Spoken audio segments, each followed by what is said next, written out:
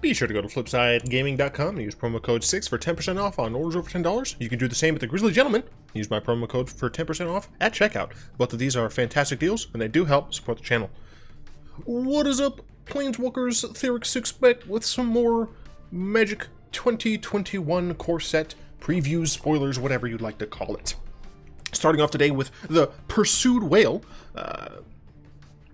We are two mariners, a ship's sole survivors, in this belly of a whale. Anyway, I like how it's like gilded. Like, it looks like this whale has fucking gold in it. Anyway, 7 mana for an 8/8 whale. This is like the second or third whale in this set, which is cool. I like the whale sub-theme going on. When Pursued Whale enters the battlefield, each opponent creates a 1/1 red pirate creature token with this creature can't block, and creatures you control attack each combat, if able. This is very interesting, because what this essentially does is it gives your opponents a little creature that forces them to attack with all of their dudes that they can. Dudes, once again, spelled with 3 O's and 1 Z. I absolutely love this. And of course, because the creature can't block, you can't throw them under the bus in order to get rid of that effect. So I absolutely love the idea of this card, like the design of this card. It's not Lovecraftian enough to see a slot in my my Lovecraftian Rexiel, aka something else by now, Garuda, frankly, deck. But it is still a really cool concept, a really cool design. This is a cool rare to me. Also, spells your opponents cast that target Pursued Whale cost 3 more to cast. Cool. I like it. It's a very interesting card. Is it gonna see play? No. in limited, this is like bomb level. Like, it is just a big dumb 8/8 that can continually eat your opponent's creatures, so that's cool. But elsewhere, probably not. Fucking compare this 7 mana card to a different blue 7 mana card that's been recently banned. Tell me they're not different. I don't think we've talked about this card yet. Archfiend's Vessel is a 1 mana 1/1 lifelink human cleric. 1 mana 1/1 lifelink human killer. Sure. It's an uncommon. Sure. When it enters the battlefield, if it entered from your graveyard or you cast it from your graveyard, exile it. If you do, create a 5/5 black demon creature token with flying. Okay. In standard, we have a Sakdos sacrifice deck that just plays the 3 mana card, Call of the Death Dweller, I think. Call of the Death Dweller. Yeah, they just play this card right now. You can get you can get this card and a 2-drop. You can get this and, let's say, what's his stupid ass name? Dreadhorde Butcher, right? You can get this and Dreadhorde Butcher. You can give the Butcher both abilities, because this one is going bye-bye. This is becoming a 5/5 flying demon dragon, and this good old-fashioned you give a Butcher a menace and death touch counter. Which means even if it gets double blocked, not only does it get to kill both the creatures blocking it, but it also gets to shoot something to death, which is great. But you also just have this card, which you can just use. And since you have the new black sacrifice card, that's 1 mana instant sacrifice thing, draw 2 cards, I don't see this being an issue to just play in the deck. You're going to have a lot of 1-ofs, or a lot of 1-drops, but you're not going to care, because those things are all going to have nice value when they get sacrificed. They can come back in some regard, like Cat. It's good. I think this card's going to see play in standard.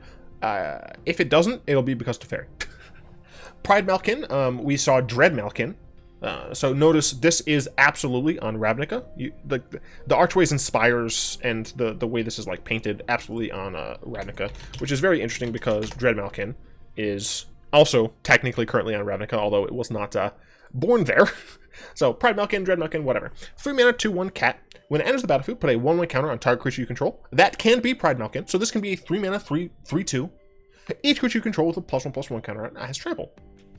that's not terrible, especially in limited. You know, it is a common. It's not the best statted creature. You know, thinking about it just like as a 3-mana 3/2, but it's a 3-mana 3/2 that not only gives your own creature trample, it gives all of your other creatures with 1/1 counters on it trample, and it appears that the green-white mechanic, the green-white draft theme or whatever they're called, is +1/+1 counters. So you're probably going to find plenty of creatures that are playable in this, and having a pseudo lord that essentially gives your creatures pseudo evasion.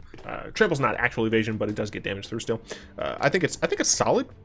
I need to get a little bit better at evaluating limited cards, and the only way to do that is by playing limited, but I don't like playing limited because I'm bad, because I can't evaluate cards, but I'm not good at that because I don't play limited, so.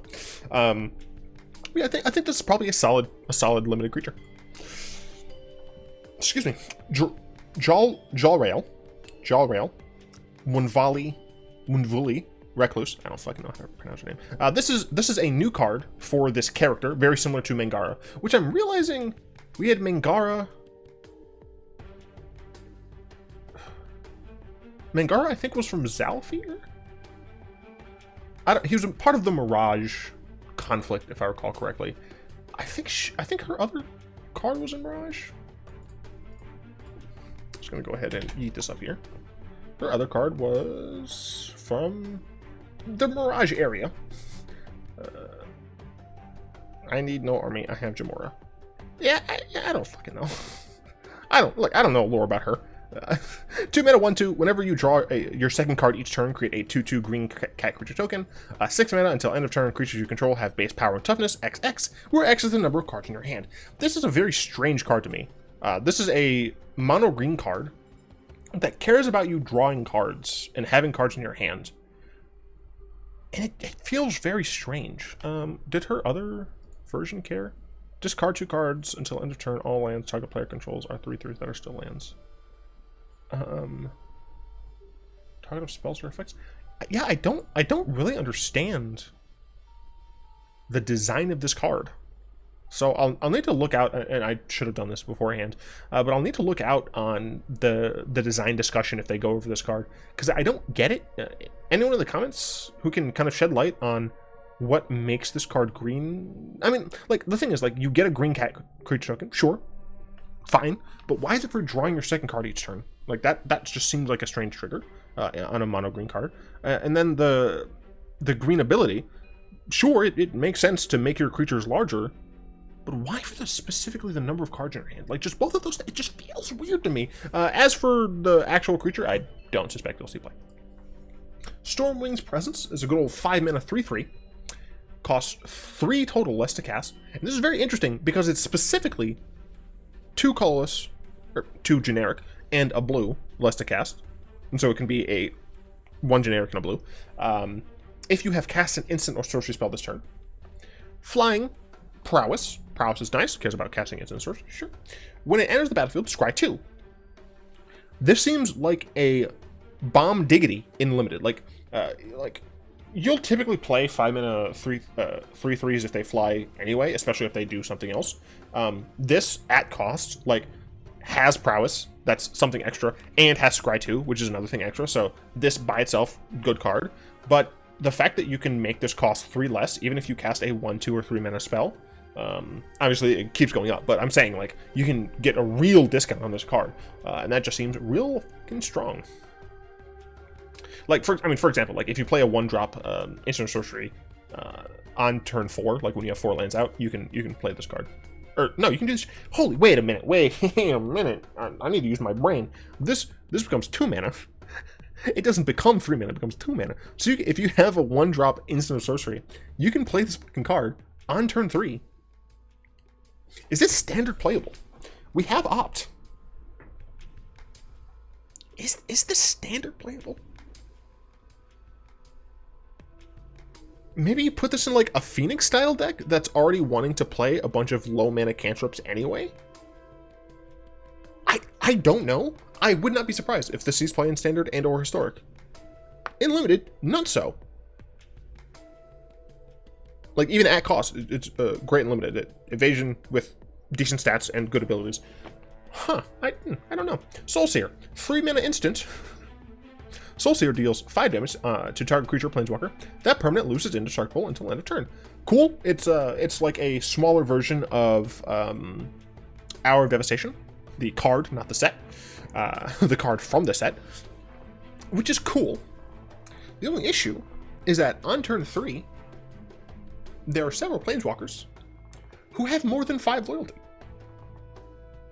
Is that still the case? I don't know. Maybe. I don't care. It's good. Is it going to replace removal in any of my historic decks? I don't think so. It's cool that it loses indestructible, which is nice, but 3 mana. It hits things. It hits them hard. So I suspect that this is probably going to be a really good sideboard card in Standard. Other than that, though, I don't know, because fucking all I play is Historic right now. Direfleet Smashy Boy. Scryfall is great when it comes to nicknames. 3 mana, 3/3 Orc Pirate. At the beginning of combat on your turn, you may sacrifice a creature. You may.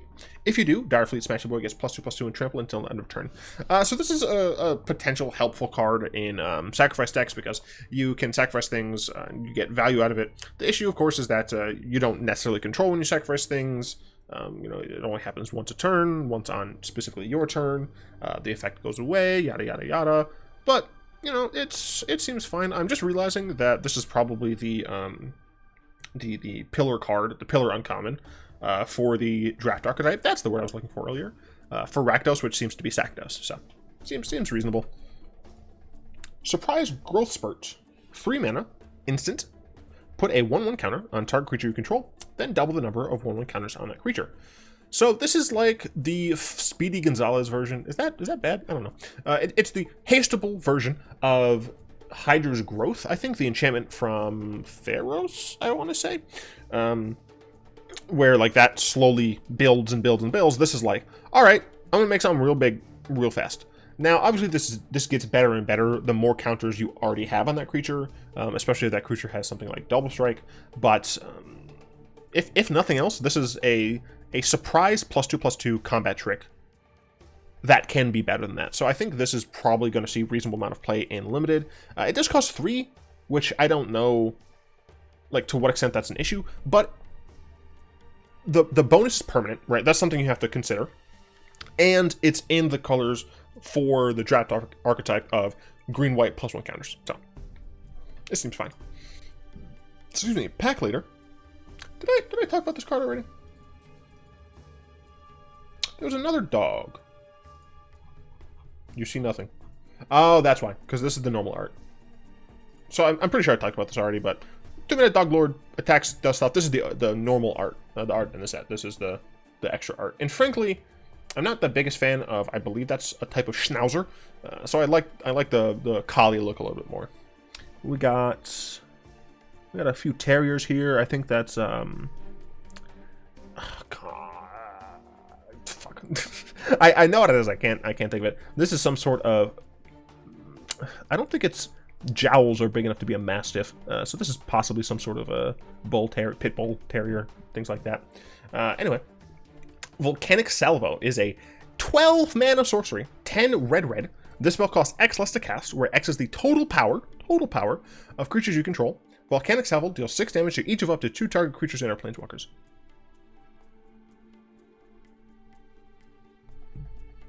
I do not care. I am very much underwhelmed. I'm not even at whelmed, I'm underwhelmed. I mean, you have, let's give a decent average of 5 power worth of creatures on board. And it still costs 7. Being able to hit 2 things for 6 is nice, especially since it's creatures or planeswalkers, but it costs a lot, dude. Also, I'm just realizing this is the salvo. This is what's throwing the salvo. It is a thing with no face, kind of Ashiok style. Like, instead of Nightmare Wisp, it's magma. Excuse me, molten hot magma. And he's just yeeting this shit. This shit empty. Yeet. Idle of Endurance, like I talked about the other day. I really like that Wizards is continuing the color artifact trend. 3 mana, artifact, white. When Idle of Endurance enters the battlefield, exile all creature cards with converted mana cost 3 or less from your graveyard until it leaves the battlefield. Pay 1 and a white, and tap it. Until end of turn, you may cast a creature spell from among the cards exiled with Idol of Endurance without paying its mana cost. So, on 1-drop creatures, you're paying a premium for being able to get them back. On 2-drop creatures, you're just being able to get them back. And on 3-drop creatures, you get a decrease in the amount of mana you've spent. What's nice about this card is that if it gets removed, the creatures just go back to your graveyard, right? The only issue with this card is the immediate tempo loss, right? If you play this card, you essentially do nothing with it. Unless, of course, you're later on in the game and you can pay to tap it. The thing is, on turn 3, you're likely not going to have things that you need to get back. So what's great about this card is later on in the game, I mean, hell, even on just turn 5, you play this card, even if you just exile 2 cards from your graveyard, you have you've functionally drawn 2 more cards. And because you've done this on turn 5, let's say you have 5 lands, you can immediately get one of those cards back. So I do think this card is relatively strong. I don't know where it would see the most play. It seems like a helpful card in Death and Taxes, in Historic. Nowhere else. Pioneer doesn't really, it's not really Death and Taxes. Pioneer, I don't think. But, you know, Modern Legacy, no. Like, this is way too slow.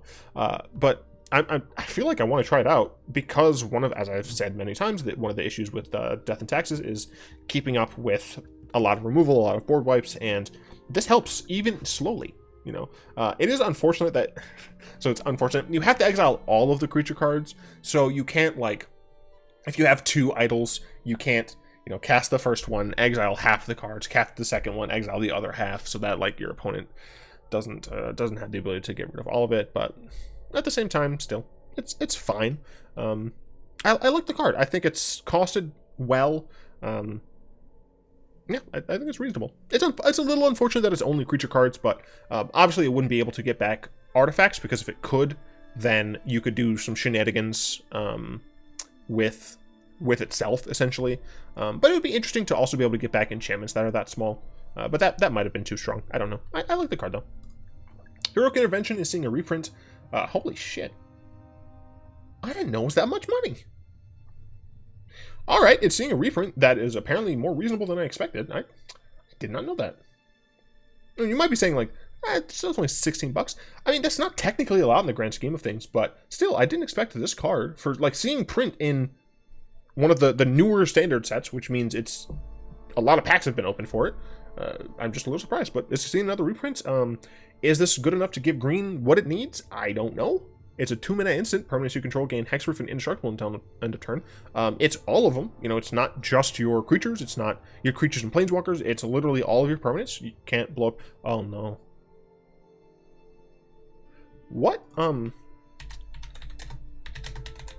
does this card say? Huh.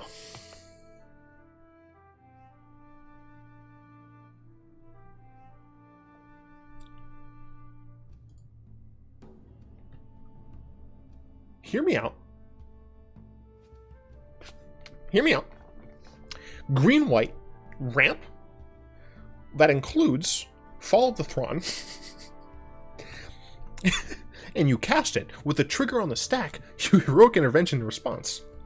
And then your opponent counters the spell, and they would have just countered Fall of the Throne. Shut up, okay? It's funny.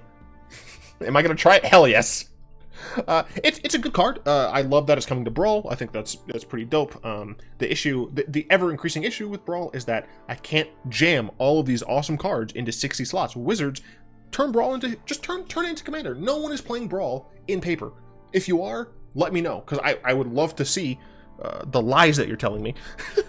But no one's playing Brawl in fucking paper. Turn it into just turn Brawl into standard / historic EDH, right? Just turn it into it. Brawl is still standard only. Friendly Brawl is historic. It's just essentially only played on Arena. I guess Moto, if some people are playing Brawl on there, I don't see why anyone would. And then just put it up to GD 100 cards. You can even keep the life total. I don't care. Just give me 100 goddamn cards. Field Patches is seeing reprints. I mean, you know, it's worth money. It's a fetch land. It's a fetch land. Obsessive Stitcher is creepy old grandmother from Innistrad. 3 mana, 0/3. Tap, draw a card, discard a card, loots, cool. 2 blue-black, tap, sacrifice Obsessive Stitcher, return target creature card from your graveyard to the battlefield. Why'd she sacrifice herself? Dedicate to perfection. I guess the idea is that they sacrifice themselves to... They work so hard on their newest creation that they die. Cool, sure. Blood, sweat, and tears. This card is a 3 mana 0/3, which is really unfortunate. The looting is nice. If a deck is playing the 3 mana Lich card, whatever that damn card's called, I suspect that they would play this over it. It's a suspicion, I'm not sure. I believe that card has Death Touch and Lifelink. I could be wrong, it could just have Lifelink or something, I don't remember. But you can... The fact that this, by itself, has a reanimation spell stapled to it makes me think that this is worth playing in reanimation. But I don't know. It seems worthwhile. Grasp of Darkness is seeing reprint, and I'm just going to move over to this one because it's a cleaner scan. Same exact card. It's literally, you take a Disfigure and another Disfigure, and you push them together. Target creature gets -4/-4 until end of turn. Double black. This seems strong. Thank you. Am I going to play this in Bolas control? Probably. Like, this is so much better than Lava Coil. This is an instant. It doesn't exile, which is understandable, but it's an instant and it's a --. So even at the worst, this can still prevent some damage. It can prevent lethal damage if our opponent just has a big chungus. But the main thing is that this is black instead of red, so it's easier to cast in a deck with so much black resources. Would I play in the main deck or sideboard? I feel like Heartless Act still deserves a little bit more play. So I'm not entirely sure, but main deck sideboard, I'm not sure. I do need to revisit Tyrant Scorn, but my Grixis control seems fine against aggro, to be honest. A lot of people disagree, but I play the deck, and it seems fine against aggro. It's really like counterspell control that seems to be the biggest issue, so even having this is whatever. Is going to see it in mono black. I could see this being played in Chromatic Black, because that deck plays Disfigure. But I think having some split of Dis and Disfigure is a little bit better. Because for 1 extra mana, you're getting double the effect. And that doesn't sound like a lot, but like it is. And I don't know how to quantify that. Like, I don't know how to explain it, but the difference between this and Disfigure is actually a lot more than 1 mana and an additional -2/-2. But I'm not eloquent enough to talk about that. Jesus fuck. These last 3 are they're from an email and no one has good scans of them just yet, so sorry. But please stop prefusing cards in fan layout where no one can read the text. So do something. Igneous Cur gets +2/+0 until end of turn. My suspicion is that this is a pseudo fire breathing, so either 2 in a red or maybe 1 in a red. Based on this position, yeah, I'm not sure. I suspect it's gonna be 2 in a red or 1 in a red. Like, seriously, we can't even see the artist credit either. Aren't meant to be indoor. It's great. It's a dog. Alpine Watchdog. It's another. We have no idea how this is. It's a 2 mana card. I suspect that it's going to be a 1/2 as well, maybe. 2/2. 2/2 would be pretty good. 2/2 is probably reasonable to suspect on this one.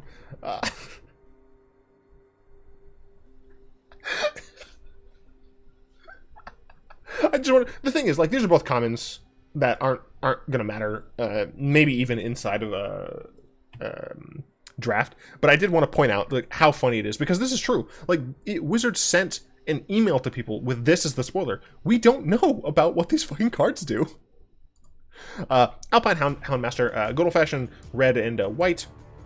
2/2 Human Warrior. When it enters the battlefield, you may search your library for a card named Watchdog and or Igneous Cur. Reveal them, put them into your hand, then shuffle your library. Whenever it attacks, it gets +X+O until end of turn, where X is the number of other attacking creatures. So it's pretty cool. Like, this is a good limited card because both of these are commons.